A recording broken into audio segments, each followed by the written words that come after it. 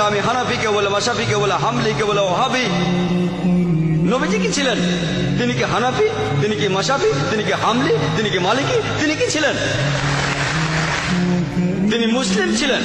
পবিত্র কোরআনে সূরা আল ইমরানের 52 নম্বর আয়াতে উল্লেখ করা আছে ঈসা আলাইহিস সালাম, যীশু খ্রিস্ট, তিনি মুসলমান ছিলেন। পবিত্র কোরআনে সূরা আল ইমরানের 67 নম্বর আয়াতে উল্লেখ আছে যে ইব্রাহিম আলাইহিস সালাম, তিনিও মুসলিম ছিলেন। পবিত্র কোরআনে সূরা ফুসিলাতে 33 নম্বর আয়াতে উল্লেখ করা আছে ومن أحسن قولا ممن دعا إلى الله وعمل صالحا قال إنني من المسلمين।